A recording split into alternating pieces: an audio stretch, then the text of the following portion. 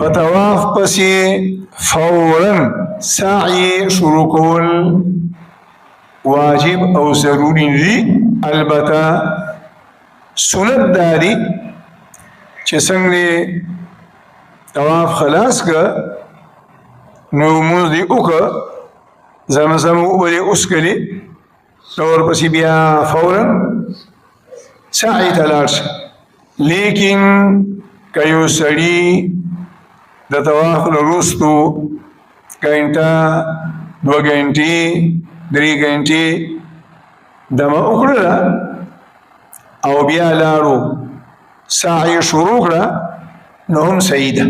تر دې پورې د حج په کتابونو کې لیکي که سحر دې طواف وکړلو او ستړی شوې ناجوړه شوې خپو کې دې پولی راغلې دردونه راغله او لاړې خپل بلډینګ ته د طواف د احرام د پابندیانو خیال یې ساتلو او بیا د شپې راغلې او سعی دې وکړله دا هم جایزه ده.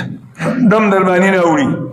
د عمرې چې کومه سعی ده نو دا بغیر د احرام نه کېږي.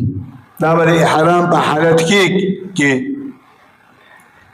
او باقي پاتې شوه د حج سعی.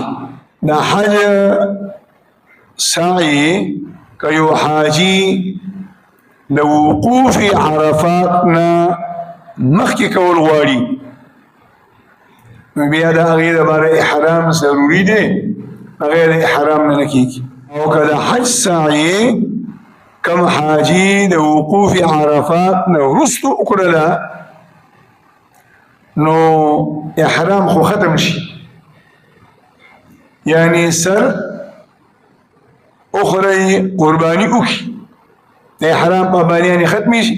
اوس د ده خوښه ده که دا څادر یې لرې کوي او خپل قمیص پردو کې سعی کوي نو هم ټیک ده او که به دې څادر وکېږدي دا سعی کوي نه هم صحیح ده خو احرام پابندیانې هغه ختمې شو.